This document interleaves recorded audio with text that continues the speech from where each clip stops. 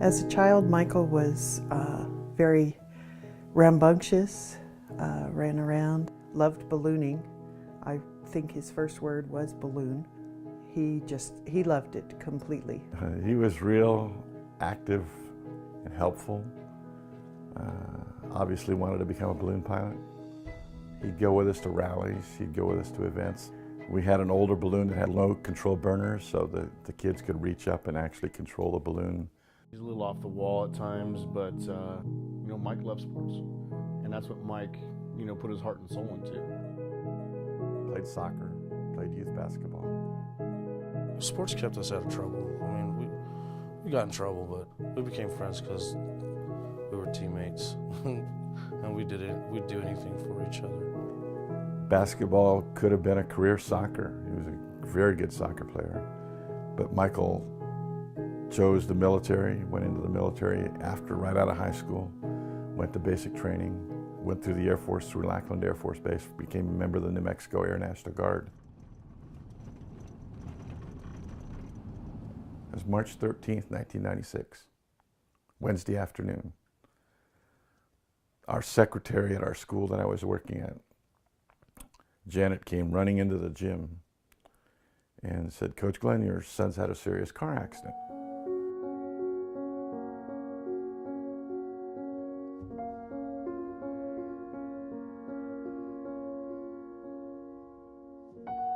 He was kind of running around with people that were not the best. Not that they were horrible, but he just was at a real crossroad in his life. The thing I remember was that the night before, basically going out in the river, playing around, goofing off, and jumping it and everything else. And then whenever the transmission broke or the driveline broke, whatever it was, I don't even know. My actual last memory is going on the back patio of my parents' house and putting on my shoes that were covered in mud from the night before. And that's the last thing I remember.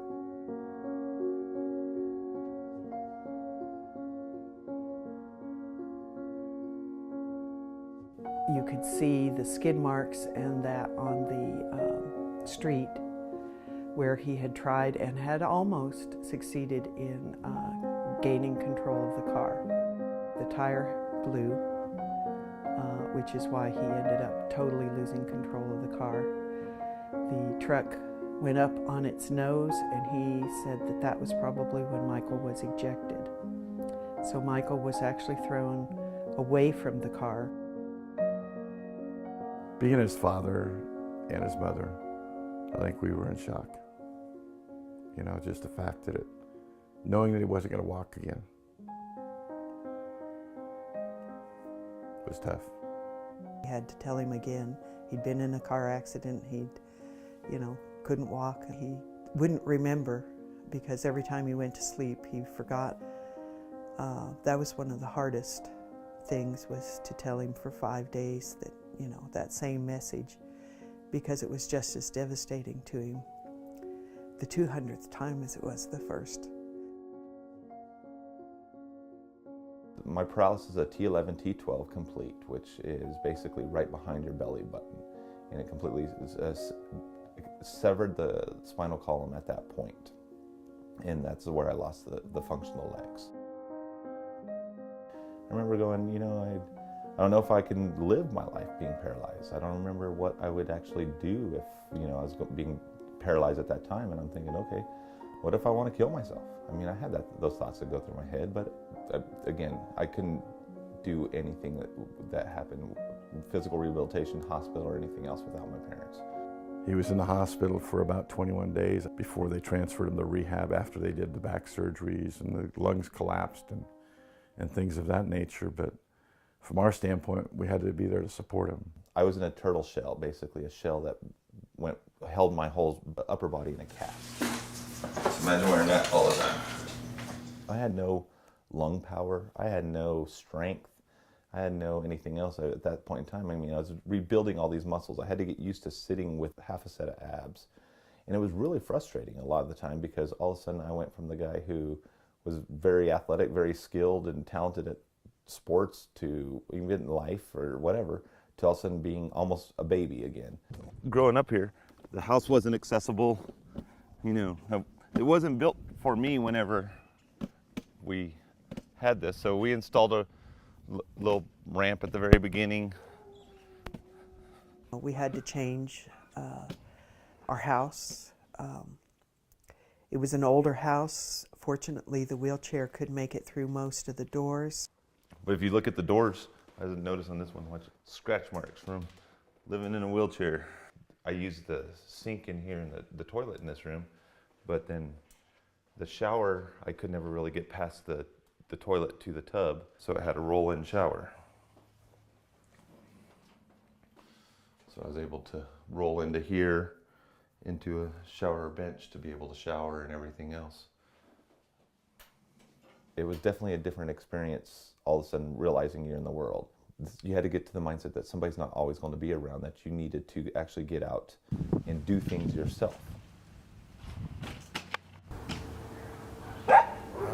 You know, he's all new to it, just like we're new to it. So he's learning just like we're learning, you know, like, well, how do we do this and how do we do that? And it was probably more of a adventure, more than anything, to take him out, you know, and go have a couple drinks. The freedom of driving opened up a whole new world for me and made me a lot more comfortable with everything, because I did not like the fact of having to always had to rely on somebody, and I didn't like that. I've always been very self-independent and wanting to take control of myself. So driving was kind of normal. It was just getting used to the touch and feel of pulling on the gas and pushing on the brake.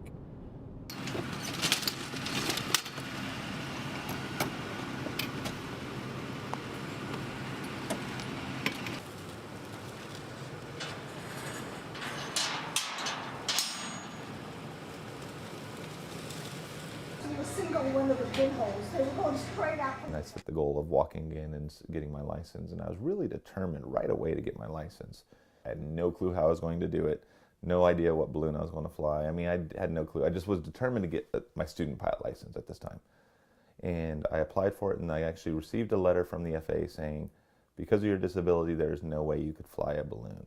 There's people that fly airplane without arms. It doesn't seem to me they can deny you. So through the balloonist group, a lot of letters were written to the FAA, and so they changed their mind and changed their decision to allow him to get a student license. Started talking to a balloon manufacturer and found out that there was a balloon basket that they had that I'd never seen at this time called a duo chariot, which was a two-seat bench. Graham actually ran into somebody in a garage sale in England that had that other duo chariot. At the time, I think there were like 4 in the whole world. And the guy wasn't using it, wasn't flying it. And so Graham bought it for Michael. I just suddenly got a phone call out of the blue, 9 o'clock one night, saying, if you want to, we know you like these sort of chair, and arranged to go and buy it on Monday, so I could get it for Michael before anybody else got in on the act. I knew that Michael, was extremely interested in ballooning. He'd been around balloons all his life. He called me up and he said, "Hey, Frank, I need an instructor." And I said to myself, wow. So I gave it a little bit of thought. And one of the things, and I knew that Michael had been essentially told that it probably wouldn't happen and he probably couldn't do that. The day of his check ride was in Eloy. He didn't know we were there, we were hiding. We had come over the night before, spent the night with Frank, his instructor. And then we went up to Eloy and we were hanging out in the parachute center, watching them inflate and take off. We were there to greet him, and that was no emotional time.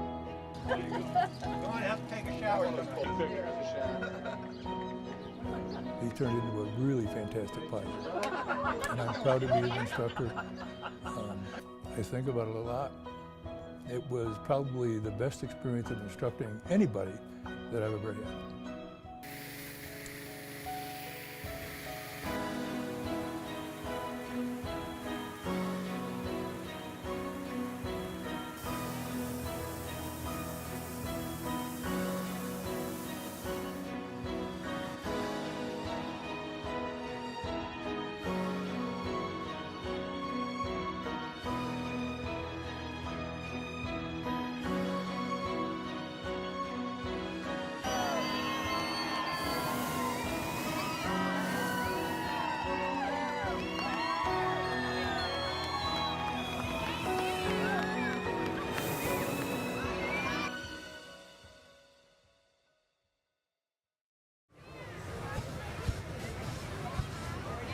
She worked for the same company I worked for, and she worked for a friend of mine that was running an office in town. I worked at the call center.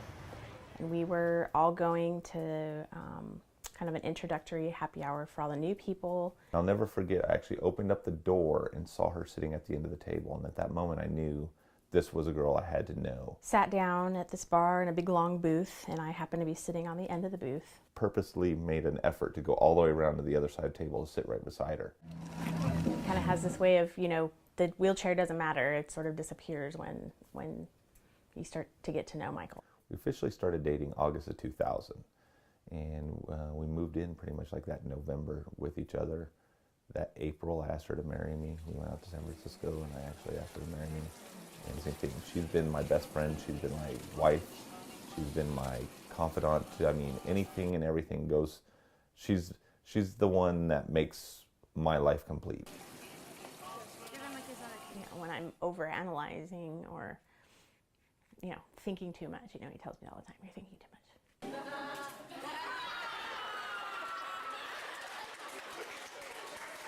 A lot of frustration that we've had as a couple, or if I've had being married to Michael, have to do with the way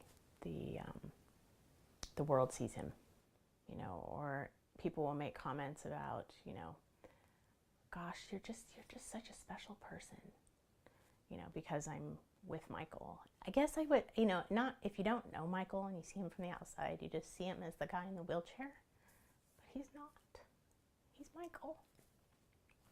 And that's why I'm with him. That's why I married him.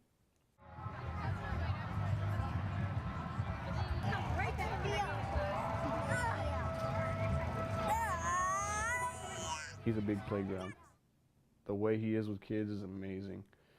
We didn't make a choice not to have a kid. If we had had a kid, and I'm very capable of having children, but we just decided it wasn't a priority for us. Where's the challenge? Safety. Yeah, exactly. He's come a long ways. You know, the days of being flat on his back, and he could have given up. You see that every day with paraplegics. But to be able to speak freely about it, about the accident, about the injuries, about the support, about ballooning all over the world. I mean, he and I have traveled from the East Coast to the West Coast, from Mexico to the South to Canada and the North, speaking to different groups, and not giving up, to being sort of a spokesperson for ballooning, for Christopher and Dana Reeve Foundation, the Superman Foundation. Don't let anybody ever tell you guys you can't do anything. I had a lot of people tell me I couldn't get my license. So when my accident happened, I was driving a truck, a single car truck by myself, front tire blew, wasn't wearing my seatbelt, and I went out the driver's side window. I held onto the steering wheel so tight I bent it actually backwards and it threw me out. It broke my back right behind my belly button, left me paralyzed in 1996. So I've been in this chair now 17 years. But I set goals for myself. One of those goals was to become a balloon pilot. Just the other day, you know, at the Fiesta, we saw lots of examples of people in wheelchairs coming up to visit with him. So to show them that you can do anything you want to do. It may take you a little bit longer time. How are you, buddy? My name's Michael. Yeah, it's all I fly this plane and I'm in a wheelchair. I tell them about my story all the way from achieving your dreams, seatbelt safety, reaching for your goals, and so on. I mean, I just try to inspire people through my story. To me, my story is just me. Just a guy in a wheelchair that's living life and trying to live it to its fullest. Just to see some of the kids in the wheelchairs come up, not necessarily just kids, I mean there's adults too. And they come up and they want their picture taken with them. I mean, he's just like this big celebrity. Michael means everything to me. It's the one pilot that I know I can surely relate to very easily. Whatever Michael wants to do, he does. He may have to do it differently, but he is always going to do what he wants to. It'd be awesome if more people with disabilities were getting involved, because there's too many people with disabilities that think they need to just stay at home or, you know, live in their small little controlled environment. Or ballooning, you're not in a controlled environment. You take off and you land. I've landed in locked gates. I've landed in farmer fields that are really soft dirt, but those are all challenges that I get every time I fly that I enjoy because it's just something different. It gets me out to see some of the most beautiful country this world has to offer. My first flight with Michael was like walking on air. When they were setting up the balloon, it was just like, I knew I was going to go in there. It was really cool. And then I was inside the balloon. And then when I got up in the air, it felt like I was walking on air. It was like really calm.